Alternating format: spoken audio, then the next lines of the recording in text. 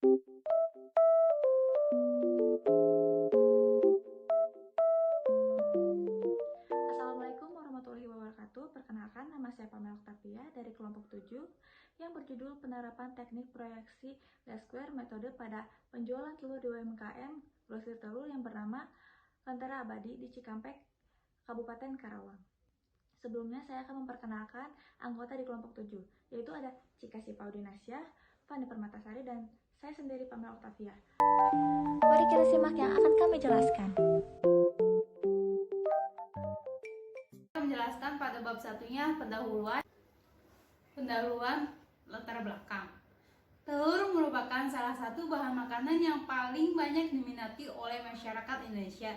Hal ini dikarenakan telur adalah bahan makanan yang paling praktis untuk dikonsumsi, tidak memerlukan pengolahan yang sulit, dan harganya yang relatif rendah, walaupun akhir-akhir ini harganya yang semakin melonjak. Dalam slogan 4 sehat 5 sempurna dikatakan bahwa telur merupakan lauk yang bergizi tinggi. Berdasarkan data Badan Pusat Statistika atau BPS di tahun 2020, tren konsumsi kalori per kapita perharinya berasal dari telur dan susu sejak tahun 2014 hingga 2020 mengalami peningkatan sebesar 0,42 kal dari tahun 2019. Selain banyak dikonsumsi untuk lauk pauk, telur juga seringkali dikonsumsi untuk obat-obatan tradisional.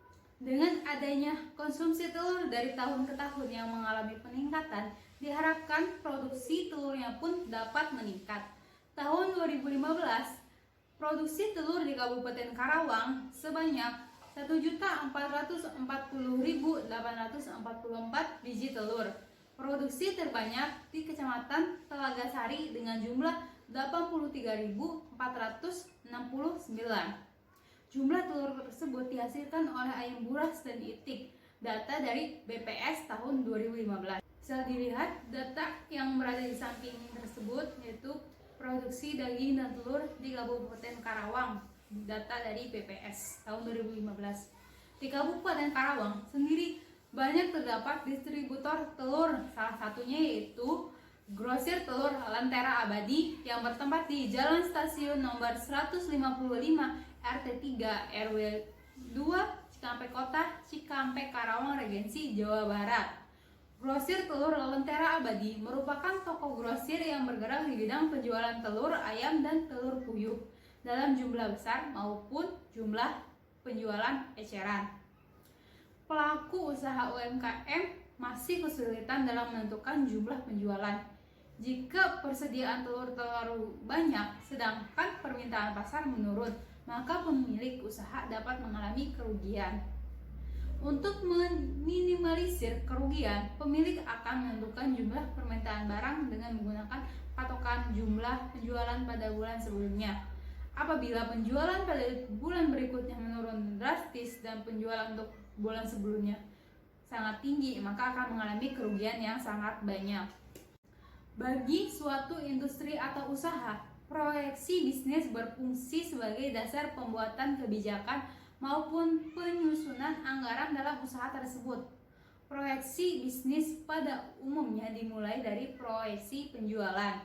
Proyeksi penjualan digunakan untuk memproyeksikan besarnya kebutuhan bahan baku dan bahan mentah serta jumlah dan spesifikasi kebutuhan tenaga kerja.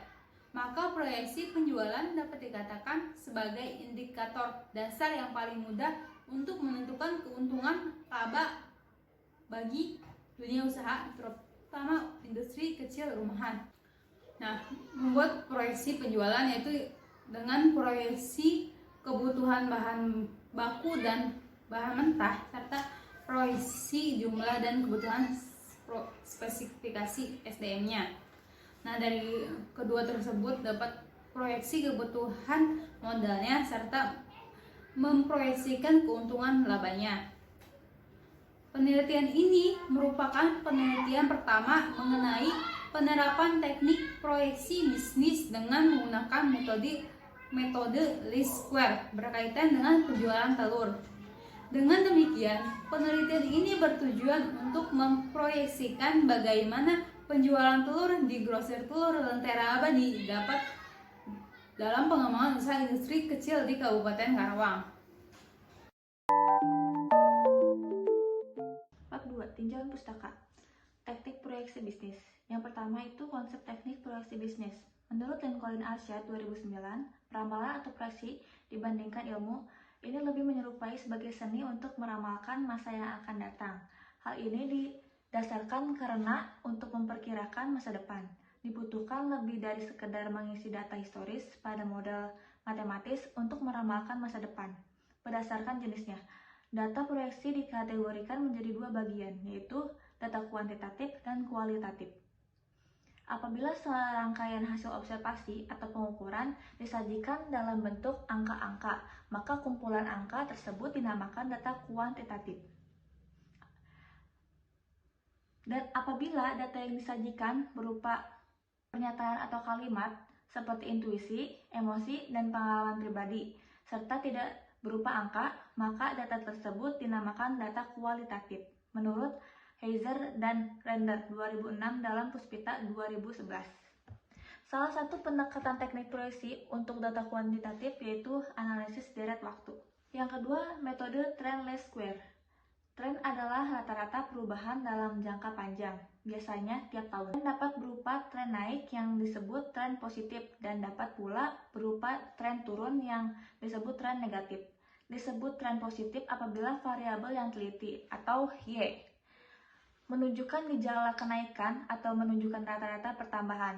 Disebut tren negatif apabila variabel yang diteliti menunjukkan gejala semakin menurun atau menunjukkan rata-rata penurunan. Tren dapat berupa tren linear, tren parabola atau kuadratik, dan tren eksponensial. Least square method dapat disebut juga sebagai metode kuadrat terkecil termasuk ke dalam tren linear. Telur ayam ras. Telur ayam ras merupakan komoditas bahan pangan pokok yang penting bagi sumber sektor peternakan dalam mewujudkan ketahanan pangan. Telur ayam ras sangat diminati masyarakat, baik untuk dikonsumsi secara langsung, telur juga menjadi bahan pokok untuk membuat aneka kuliner seperti kue, roti, dan aneka olahan masakan yang menggunakan telur ayam sebagai bahan utamanya. Permintaan telur ayam ras di kalangan masyarakat dan industri makanan yang besar tentunya akan membuka peluang bagi pengusaha dan pedagang untuk menghasilkan keuntungan.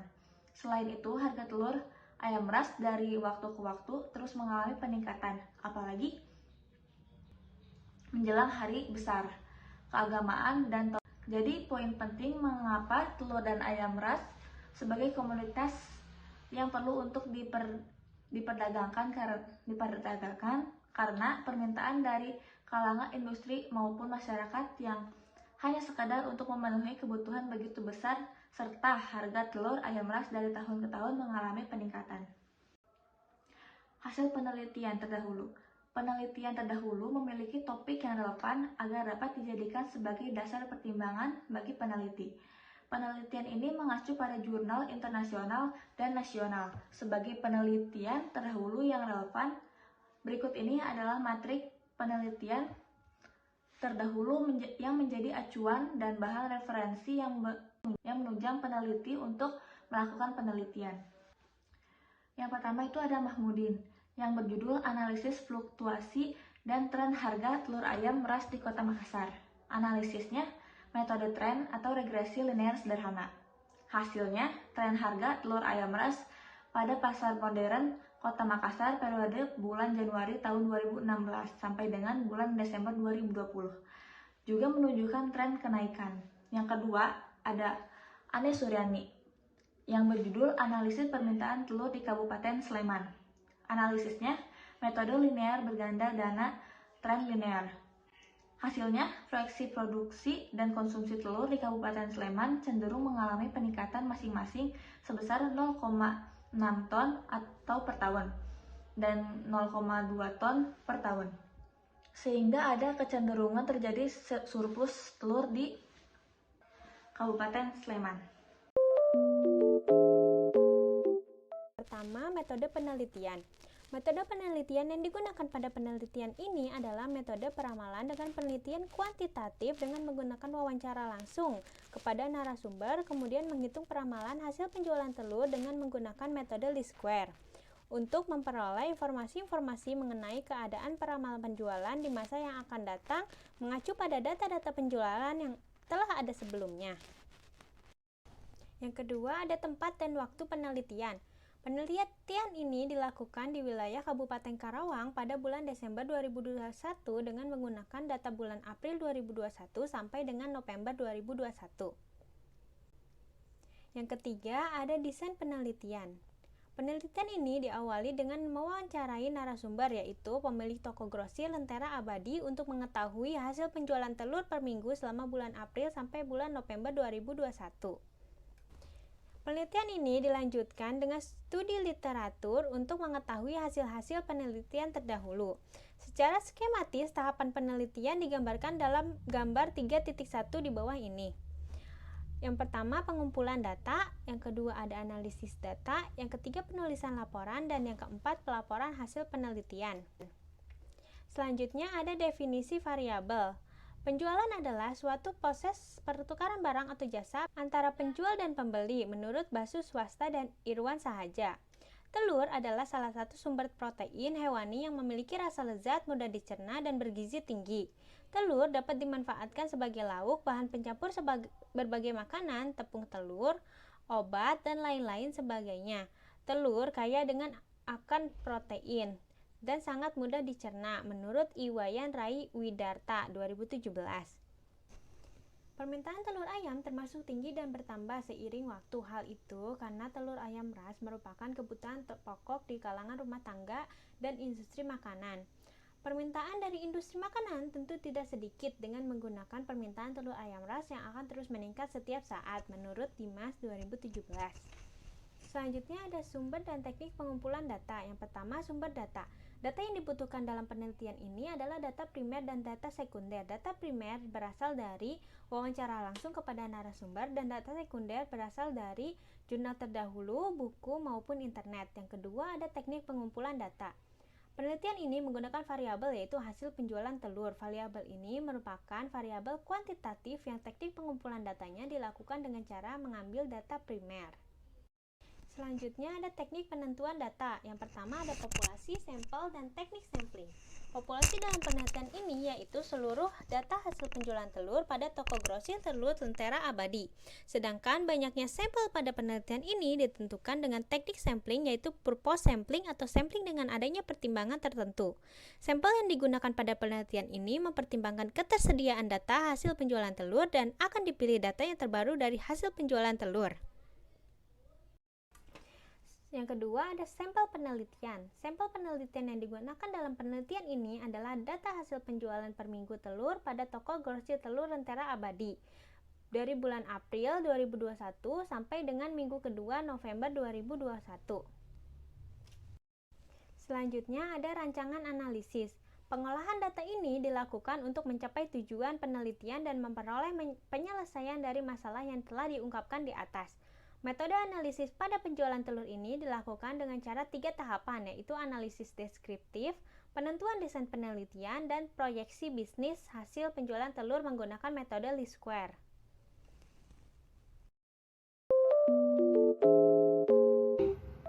Selanjutnya saya akan menjelaskan di bab 4 yaitu hasil dan pembahasan. Hasil penelitian. Gambaran penjualan telur di UMKM grosir telur Lentera Abadi.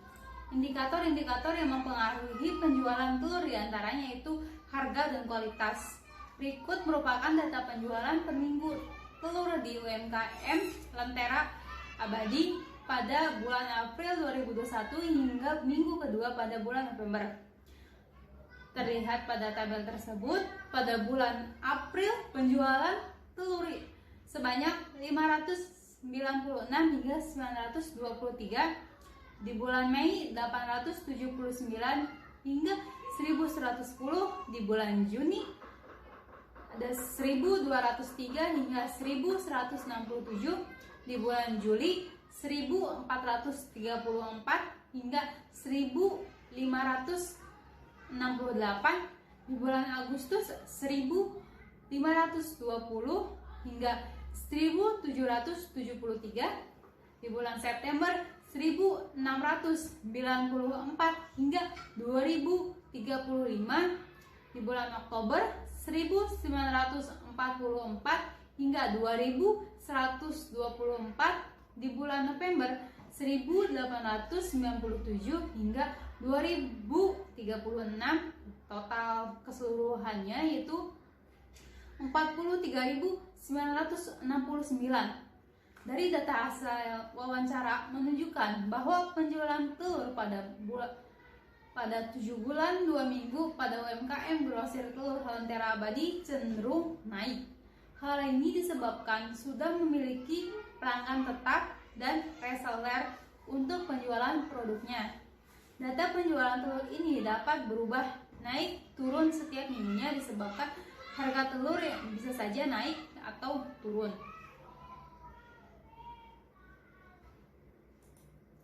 Nah, pola dan data historis penjualan telur di UMKM grosir telur Lentera Abadi. Nah, hasil analisis grafik penjualan telur per minggu secara teoritis memiliki pola dan data historis menyerupai data tren positif, karena secara hasil keseluruhan grafik penjualan cenderung mengalami kenaikan. Hal ini ditunjukkan oleh data penjualan telur yang meningkat perlahan mulai dari bulan Juli, walaupun sebelumnya mengalami penurunan yang lumayan drastis pada akhir bulan Juni, yang kemungkinan disebabkan oleh harga telur yang naik turun setiap minggunya. Bisa dilihat dari grafik tersebut, penjualannya cenderung naik atau positif.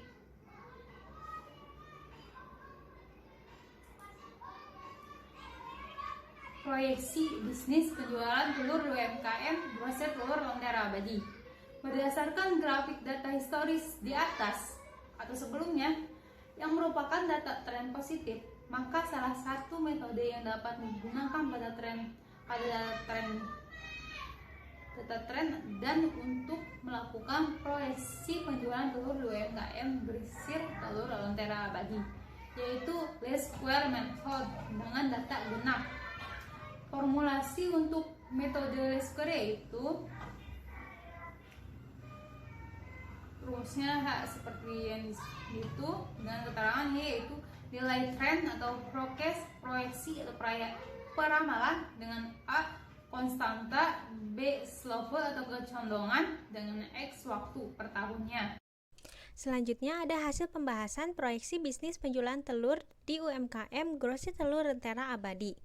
A di sini didapatkan sebesar 1465,63. B di sini didapatkan 26,362. Maka dibuat persamaan sebagai berikut. Y sama dengan 1465,63 ditambah 26,362 dikali X.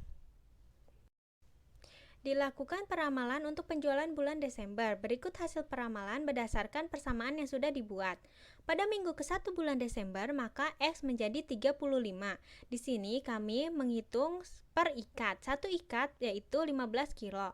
Jadi, penjualan telur pada minggu ke-1 bulan Desember diprediksi sebanyak 2.388,3 ikat atau setara dengan 35.824,5 kg.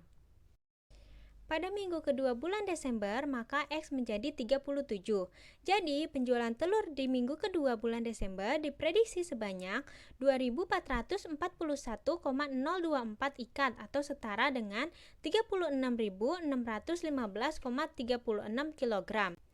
Pada minggu ketiga bulan Desember, maka X menjadi 39. Jadi, penjualan telur pada minggu ketiga bulan Desember diprediksi sebanyak 2.493,748 ikat atau setara dengan 37.406,22 kg. Pada minggu keempat bulan Desember, maka X menjadi 41. Jadi, penjualan telur pada minggu keempat bulan Desember diprediksi sebanyak 2.546,472 ikat atau setara dengan 38.197,08 kg. Jadi hasil pembahasannya, peramalan per minggu pada bulan Desember 2021 menghasilkan prediksi sebagai berikut. Pada minggu ke-1 bulan Desember 2021 sebanyak 2.388,3 ikat atau setara dengan 35.824,5 kg.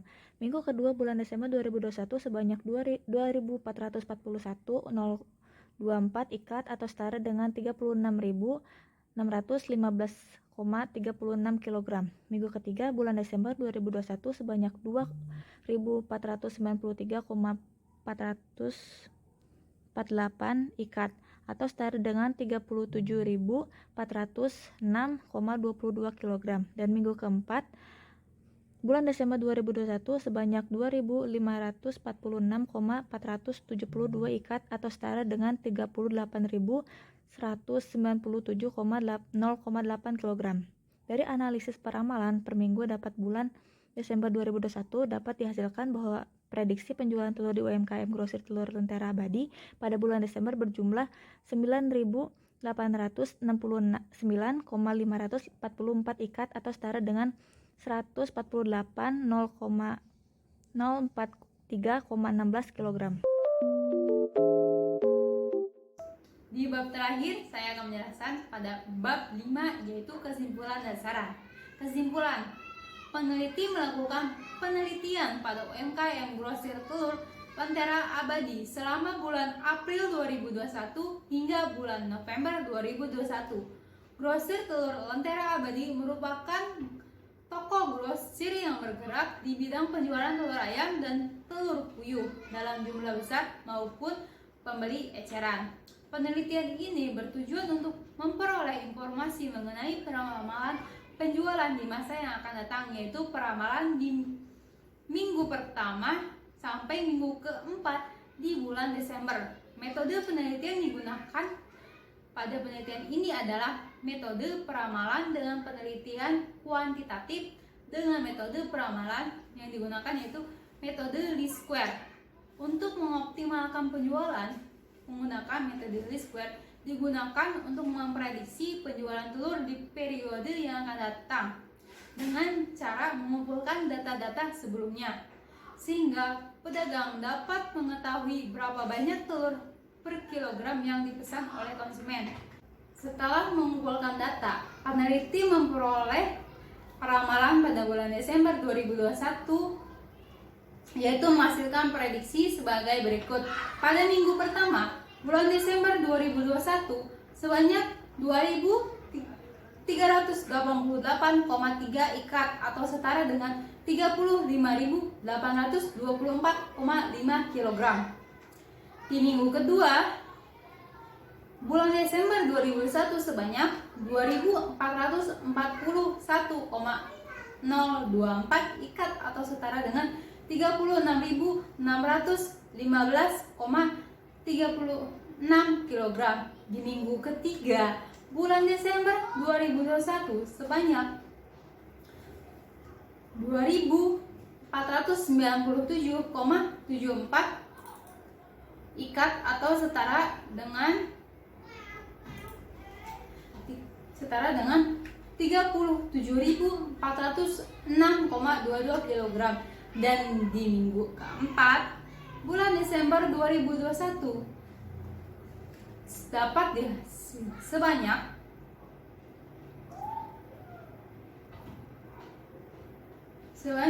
2.546,472 ikat atau setara dengan 38.197,08 kg. Dari analisis peramalan per minggu pada bulan Desember 2021 dapat dihasilkan bahwa prediksi penjualan telur UMKM grosir telur Lentera Abadi pada bulan Desember berjumlah 9.896,544 ikat atau setara dengan 148.043,16 kg. Sarannya untuk meminimalisir kerugian pemilik. Berdasarkan kesimpulan di atas, maka saran yang dapat diberikan yaitu menentukan jumlah permintaan barang dengan menggunakan patokan jumlah penjualan pada minggu sebelumnya. serta melakukan peramalan menggunakan metode least square dengan data-data yang ada sebelumnya. Pemerintah pun diharapkan selalu melakukan pengawasan dan pengamanan kebutuhan, permintaan, dan ketersediaan telur agar selalu terpenuhi dengan baik. Oke, sekian dari kelompok kami. Maaf bila banyak yang salah dari kata-kata maupun dari bahasa kita. Sekian. Wassalamualaikum warahmatullahi wabarakatuh.